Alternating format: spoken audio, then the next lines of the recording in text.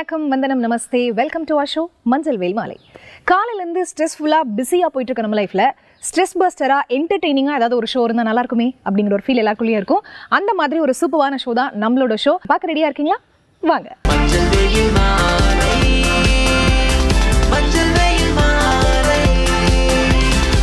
நம்ம ஷோட first segment யோகாசனம்.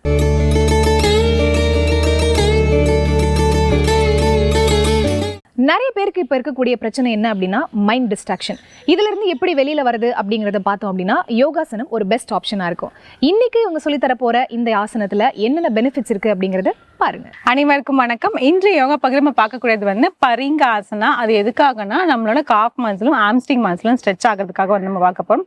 அதுக்கு முன்னாடி ஒரு பயிற்சி ஆசனம் பார்த்துடலாம். அது இதே மாதிரி உட்காந்துட்டு நம்மளோட ஒரு காலை மட்டும் நல்லா நீட்டிட்டு நம்ம பிடிக்க போகிறோம்.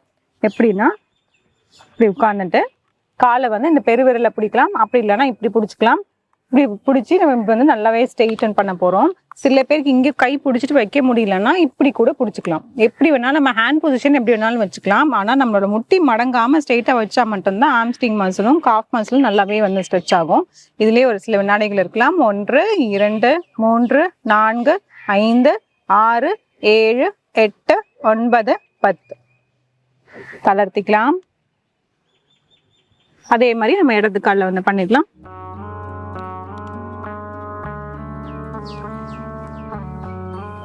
ஒன்று 2 3 4 5 6 7 8 9 10 தளர்த்திக்கலாம்.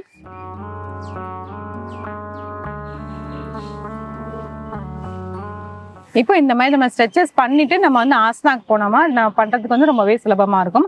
இதுல நம்ம எப்படி பண்ண போறோம்னா நம்மளோட வஜ்ராசனம் போட்டு அதை அப்படியே நீல் டவுன் பண்ணிட்டு அப்புறம் கால் ஃப்ரண்ட்ல நம்ம எக்ஸ்டெண்ட் பண்ண போறோம். அதுக்கு முன்னாடி தண்டாசனா, வஜ்ராசனம் போட்டுக்கலாம். இந்த மாதிரி ஸ்டெப் பை ஸ்டெப்பா போகும்போது பண்ணும்போது நம்மளுக்கு ரொம்பவே சுலபமா இருக்கும். இப்போ அப்படியே நம்ம நீல் டவுன் பண்ணிட்டு ஒரு வலது கால் மட்டும் முன்னாடி நீட்டிட்டு கைகள் மேலே தூக்கிட்டு அப்படியே முன்னோக்கி நம்ம குனிய போறோம்.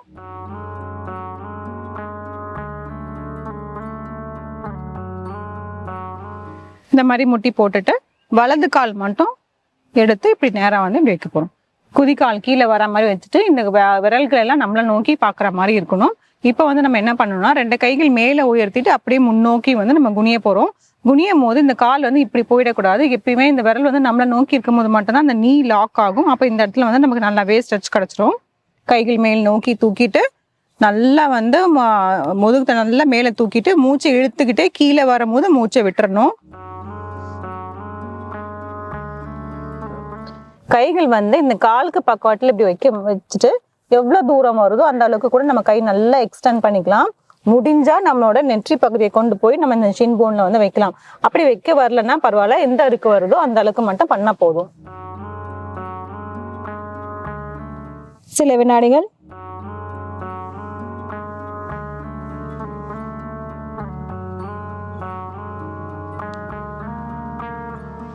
தளர்த்திக்கலாம்.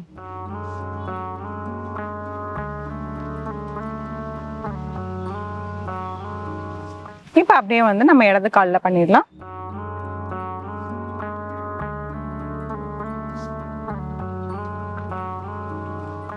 இத பின்னாடி இருக்க கால் இந்த டோ இப்படி டக் பண்ற மாதிரி வைக்கலாம். அப்படி இல்லைன்னா ஃபிளாட்டன் பண்ற மாதிரியும் வைக்கலாம். எப்படி வச்சா வசதி வருது நம்ம பாத்துக்கலாம். ஒரு பேலன்ஸ்க்காக, ஏன்னா நம்ம ஒரு காலில் நீட்டிட்டு ஒரு காலில் நம்ம இந்த முட்டியில மட்டும் நம்ம பேலன்ஸ் பண்றோம். அதுக்காக ஒரு சிலருக்கு எப்படி இருக்கும் அந்த மாதிரி நம்ம வச்சுக்கலாம்.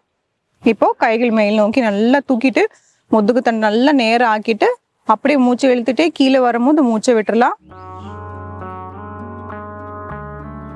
நல்லா கீழே வந்துட்டு கை நல்லா இப்படி எக்ஸ்டெண்ட் பண்ணும். எக்ஸ்டெண்ட் பண்ணி வச்சுட்டு அதுக்கப்புறம் முன்னோக்கி குனியலாம். சில வினாடிகள்.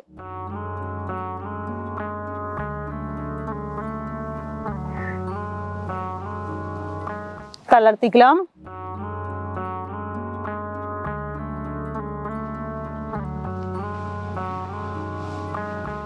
இந்த பரிங்க ஆசனாலே நிறைய வேறுபாடுகள் இருக்கு. இது நம்ம முன்னோக்கி குனிற மாதிரி பண்ணியிருக்கோம். நான் அதில் சைட் ஸ்ட்ரெச் அந்த மாதிரிலாம் நிறையவே இருக்கு. அப்புறம் அந்த ஹேண்ட் பொசிஷன் மாத்துறது எல்லாமே இருக்கு. இப்போ நம்ம அப்படியே நம்ம பேசிக்ல இருந்து அப்படியே வந்து நம்ம போயிட்டே இருக்கோம். இது பண்றதுனால என்ன பலன் அப்படின்னு பார்த்தோம்னா, நம்மளுக்கு வந்து நல்லாவே வந்து முதுகு தண்டுல வந்து தளர்வு ஏற்படும். அதே மாதிரி கால்களுக்கு வந்து நல்லாவே வந்து ஸ்ட்ரெச் கிடைச்சிரும். ஸோ இந்த மாதிரி ஸ்ட்ரெச் கிடைக்கிறதுனால பார்த்தீங்கன்னா நம்ம அடுத்த ஆசனம் பண்றதுக்கு ரொம்பவே வந்து சுலபமா இருக்கும். நம்ம அதே மாதிரி நம்ம தலை கீழே கொண்டு போறதுனால வந்து நம்மளோட தலைப்பகுதிக்குமே வந்து நல்ல ரத்த ஓட்டம் அதிகமாக போகும். இந்த ஆசனம் செஞ்சு பாருங்க. மீண்டும் அடுத்த பகுதியில் சந்திக்கலாம்.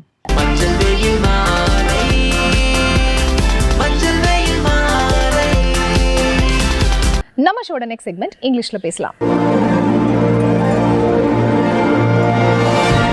இங்கிலீஷ்ல பேசணும் அப்படிங்கறது ஆசை இருந்தா மட்டும் போதாதுங்க. அதுக்காக டெய்லி நம்ம வந்து ப்ராக்டிஸ் பண்ணியே தீரணும். அதுக்காக நேரம் ஒதுக்கணும். இன்னைக்கு இவங்க இந்த செக்மெண்ட்ல என்ன சொல்லி தர போறாங்க அப்படிங்கறத பார்த்து கத்துக்கோங்க. ஹலோ ஃப்ரெண்ட்ஸ், இன்னைக்கு நம்ம இங்கிலீஷ்ல பேசலாங்கிற நிகழ்ச்சியில புதுசா என்ன பார்க்க போறோம், ஆல்ரெடி என்ன பார்த்துட்டு இருக்கோம் அப்படிங்கிற ஒரு சின்ன நினைவூட்டலோட கிளாஸ் ஸ்டார்ட் பண்ணிடலாம். இப்பவுமே என்ன பண்ணிட்டு இருக்கோம், ரீகால் அண்ட் ரீகேப்சுலேஷன் அப்படிங்கறத எடுத்துக்கிட்டே இருக்கும் இல்லையா. ஸோ ரீகால் அப்படிங்கிறது நினைவூட்டுறது, ரீகேப்சுலேஷன்ங்கிறது நம்ம என்னெல்லாம் பார்த்தோம் அப்படிங்கிறது ஒரு ரீகலெக்ஷன்ஸ் பண்ணி கொடுக்கறது இல்லையா. ஸோ அப்போ இந்த ரெண்டு விஷயத்த ஏன் பார்க்குறோம் அப்படின்னா, நெக்ஸ்ட் ஸ்டேட்டுக்கு கண்டினியூ பண்றதுக்கு ஈஸியா இருக்கும்ன்றதுக்காக தான் நம்ம பார்க்குறோம். அப்படி இருக்கும்போது நம்ம எதை பத்தி பார்த்துட்டு இருக்கோம், காலங்கள், அதாவது டென்சஸ் அப்படிங்கிற விஷயத்தை பத்தி பாக்குறோம் இல்லையா. சோ காலங்கள் அப்படின்னு கொடுக்கும்போது இந்த காலங்கள் வந்து நம்ம எப்படியெல்லாம் பேசலாம், எப்படியெல்லாம் சொல்லலாம், எப்படியெல்லாம் எழுதலாம் அப்படிங்கறதான். எதிர்க்க இருக்கவங்களோ இல்ல கூட இருக்கவங்களோ யாராவது ஒரு விஷயத்த கேட்கறாங்க, பேசுறாங்க, இல்ல குவெஸ்டின் பண்றாங்கன்னா அதுக்கு நீங்க என்ன பண்ணணும்னு எக்ஸ்பெக்ட் பண்ணுவீங்க. கண்டிப்பா அப்ராப்ரியேட்டான பதில கொடுக்கணும்னு எதிர்பார்ப்பீங்க இல்லையா. சோ அதுதான் நமக்கு இங்க என்ன பண்றோம், இந்த காலங்கள் அப்படிங்கிறது நமக்கு நல்லாவே ஹெல்ப் பண்ணும். சோ அப்ப அந்த காலங்கள் அடிப்படையில வரும்போது நமக்கு நிகழ்காலத்துல சொல்லக்கூடியது, இதே வந்து நமக்கு பார்த்தீங்கன்னா இறந்த காலத்துல சொல்லக்கூடியது, எதிர்காலத்துல சொல்லக்கூடியது, இந்த மாதிரி 3 காலங்களாகவே இருக்கு. அது பாசிட்டிவ் நெகட்டிவ் அஃபர்மேஷன்ஸோடவே இருக்கு. ஓகேங்களா. ஒவ்வொரு அஃபர்மேஷன்ஸுமே ஒவ்வொரு விஷயங்களை கொடுத்துக்கிட்டே இருக்கு. ஸோ என்ன மாதிரி எப்படின்னு கொடுக்குது அப்படின்னா, நம்ம அஃபர்மேட்டிவ் வரும்போது ஒரு பாசிட்டிவ்ல சொல்லக்கூடியது, நெகட்டிவ்ல சொல்லக்கூடிய டர்ன்ஸ், இன்ட்ராகேட்டிவ் கேள்விகள்லாம் சொல்லக்கூடிய விஷயங்கள். ஸோ இந்த மாதிரியானதெல்லாம் இருக்கு. ஓகே, இதெல்லாம் இருந்த சென்டென்ஸ் எழுதலாம், கண்டிப்பா எழுதலாம். பட் மீன்வைல் நமக்கு யார் வேணும், ஆக்ஷன்ஸ் அப்படிங்கிறவங்க வேணும். அந்த ஆக்ஷனுமே எந்த காலத்துல அவங்க எழுதுறாங்கன்றதான் ரொம்ப முக்கியம். ஓகேயா. வெர்ப் ஃபார்ம் வந்து V1 pharma, V2 pharma, V3 pharma, இல்ல V1 + ING ஃபார்மா அப்படிங்கிறது இருக்கு. இந்த ஃபார்ம் ஆஃப் வேர்ப்ஸ் அப்படிங்கிறது இருக்கு இல்லையா. ஸோ ஃபார்ம் ஆஃப் வேர்ப்ஸ் அப்படின்னு வரும்போது எப்படியெல்லாம் அவங்க ஃபார்ம் பண்றாங்க, ஃப்ரேம் பண்றாங்க அப்படின்றது இருக்கு. ஸோ அப்படி ஃப்ரேம் பண்றது, ஃபார்ம் பண்றது சென்டென்ஸா நம்ம என்ன பண்ணிக்கலாம், மேக் பண்ணிக்கலாம். ஸோ அப்படி இருக்கும்போது இன்னைக்கான வெர்ப் ஃபார்ம் என்ன, ரூல் என்ன, டென்ஸ் அண்ட் என்ன சென்டென்ஸ் பார்க்கலாம் வாங்க. ஸோ இன்னைக்கான டென்ஸ் வந்து ப்ரெசென்ட் கண்டினியூஸ்,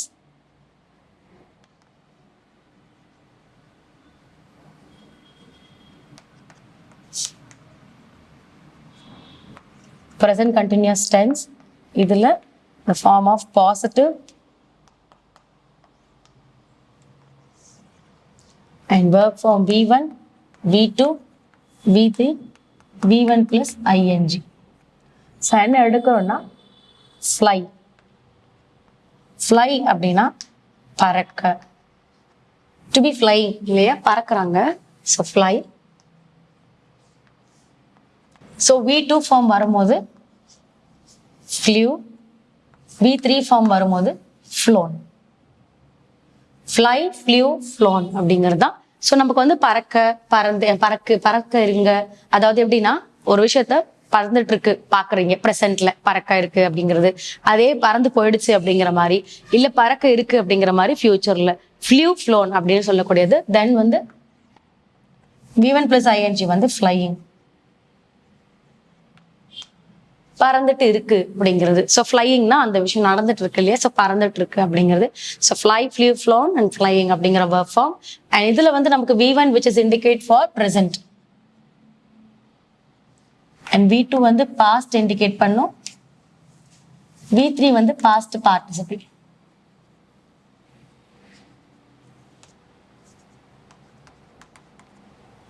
ஸோ நமக்கு இப்போ ஒவ்வொரு வெர்ப் ஃபார்ம் ஒவ்வொரு பேட்டர்ன்ல இண்டிகேஷன்ஸ் இருக்கு. தென் சப்ஜெக்ட்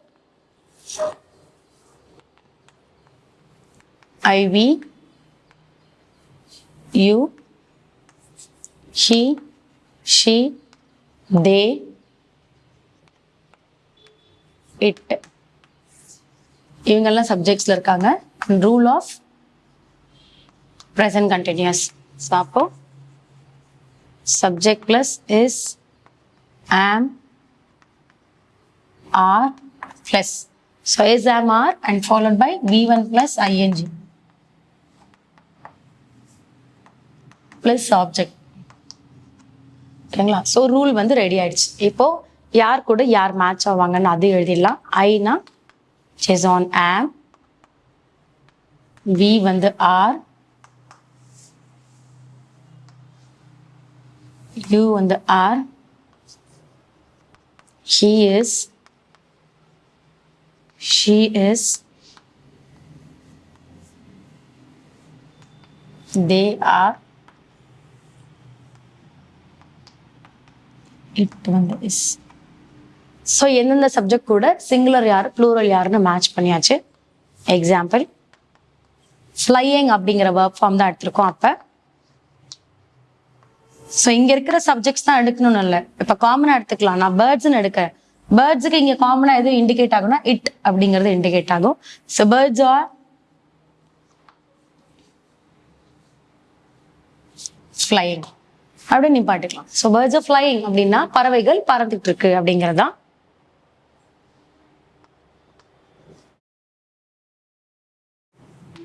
பறவைகள்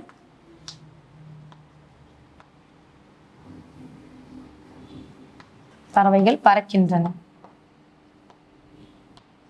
ஸோ அப்போ இந்த இடத்துல நமக்கு கண்டினியூஸ் ஃபார்ம் இங்க இருக்கு. ஸோ இங்க தான் என்ன இருக்கு, நம்ம யூஸ் பண்ணக்கூடிய கண்டினியூஸ் இங்க ஐஎன்ஜி அப்படிங்கிறது இந்த இடத்துல இண்டிகேட் ஆயிருக்கு. தென் பேர்ட்ஸ் அப்படிங்கிறது நமக்கு என்ன இருக்கு, ப்ளூரல் நிறைய பறவைகள் அப்படின்னு. ஸோ அப்போ பறவைகள் அப்படின்னு கொடுத்துருக்கோம். ஸோ பறவைகள் பறக்கின்றன, அவ்வளோதான் சிம்பிளா முடிச்சுக்கலாம். இல்லை இன்னும் நான் வந்து சென்டென்ஸ் எக்ஸ்டெண்ட் பண்ண நினைக்கிறேன்னா நீங்க எழுதலாம் birds are flying on the sky. So வானத்துல என்ன இருக்கு, பறவைகள் பறந்துட்டு இருக்கு அப்படிங்கறது எழுதலாம். ஸோ ஒரு சென்டென்ஸை டெவலப் பண்றது வந்து நம்ம கிட்ட தான் இருக்கு, எப்படி ஒரு சென்டென்ஸை டெவலப் பண்ணலாம் அப்படிங்கிறது. ஸோ அது எப்படி டெவலப் பண்ணணுங்கிறது பார்த்தோன்னா விச் இஸ் இண்டிகேட்டிங், லைக் நம்ம எப்படி இண்டிகேட் பண்றோம், சிங்குலர் சொல்றோமா ப்ளூரல் சொல்றோமா இல்ல ரொம்ப ஷார்ட் பேட்டர்ன்ல முடிக்கிறோமா அப்படின்னு எல்லாமே நம்ம சைட்ல தான் இருக்கு இல்லையா. ஸோ அப்படி இருக்கும்போது அதை நம்ம எப்படி சென்டென்ஸ்ல கரெக்டா அமைக்கலாம் அப்படிங்கிறது ரொம்ப முக்கியமா இருக்கும். ஸோ இந்த சென்டென்ஸ் அமைக்கக்கூடியதான் ரொம்ப ஹைலைட். அது அழகா அமைச்சிட்டிங்கன்னா விச் லைக் நீங்க அதை பேச ரொம்ப ஈஸியா இருக்கும். சரிங்களா. ஸோ இன்னைக்கு உங்களுக்காக rule and sentence and work form frame பண்ணியிருக்கேன். அண்ட் நீங்களுமே இதை வச்சுட்டு ஒரு 5 to 10 சென்டென்ஸ் ஹோம்ஒர்க் பண்ணுங்க. அடுத்த கிளாஸ்ல அடுத்த இன்ட்ரெஸ்டிங்கான சென்டென்ஸோட உங்களை மீட் பண்றேன். தேங்க்யூ.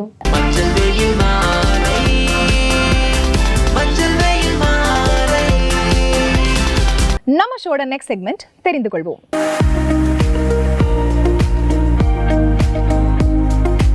இந்த செக்மெண்ட் மூலமா டெய்லி புதுசா நிறைய விஷயங்கள் பார்த்துட்டே வரும். அந்த வகையில இன்னைக்கு இவர் என்ன சொல்லி கொடுக்குறாரு அப்படிங்கறத பார்க்க ரெடியா இருக்கீங்களா? வாங்க. வசந்த் டிவி ரசிகர்களுக்கு வணக்கம். இன்னைக்கும் நம்மளுடைய தெரிந்து கொள்வோம் நிகழ்ச்சியில தெரியாத பல விஷயங்களை தான் தெரிஞ்சுக்க போறோம். திமிங்கலம்னு சொன்னதுமே இதுதான் இந்த உலகத்திலேயே ரொம்ப நீளமான உயரமான ரொம்ப இடம் இருக்கக்கூடிய ஒரு பாலூட்டி உயிரினம் அப்படின்னு சொல்லலாம்.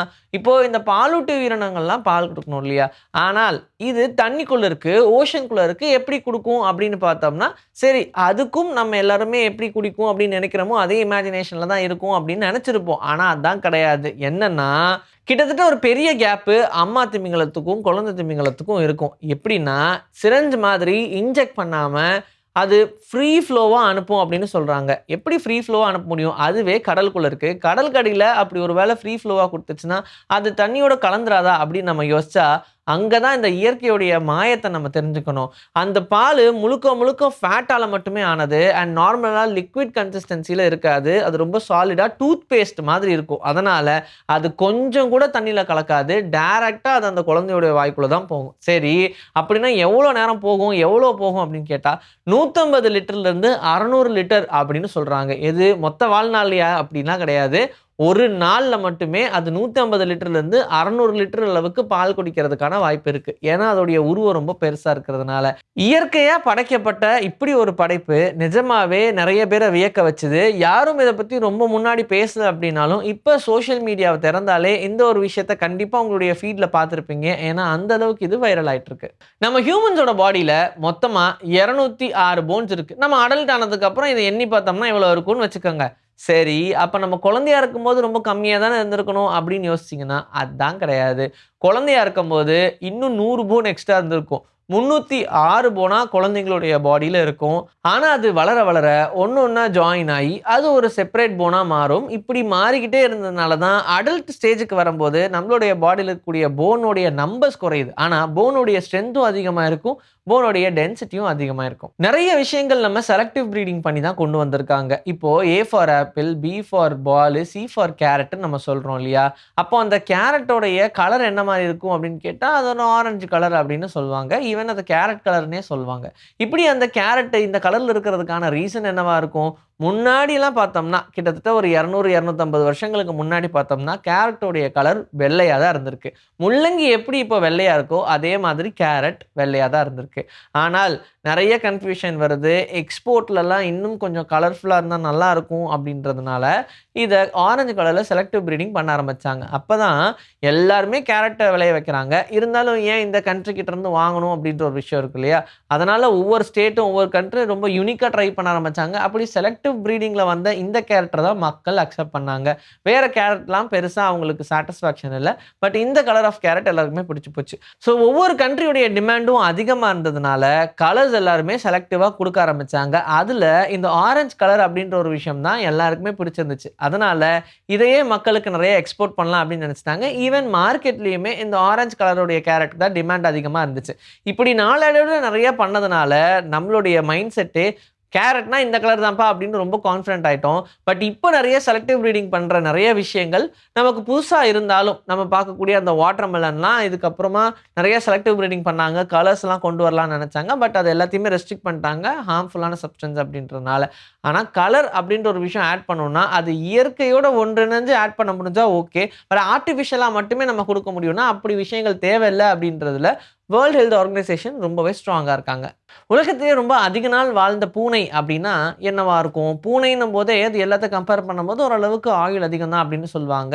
அதுக்கான இயற்கை மரணம் தான். ரொம்ப ஹைட்லேருந்து கீழே குதிச்சு அது விழுந்துடும், அதனால் இறந்து போகும் அப்படின்லாம் கிடையாது. இது ரொம்ப ஃப்ளெக்சிபிளாக இருக்கும், ரொம்ப ரொம்ப ஃபோக்கஸ்டாக இருக்கும். சின்ன சவுண்டு கூட அதுக்கு ரொம்ப நல்லா கேட்கும். இந்த மாதிரி நிறைய ஸ்பெஷாலிட்டிஸ் இந்த பூனைகளுக்கு இருக்குது. இருந்தாலும் இந்த பூனையோடைய அதிகபட்ச வாழ்வு எவ்வளோ இருக்கும் அப்படின்னு கேட்டோம்னா 15 வருஷம் அப்படின்னு சொல்லுவாங்க.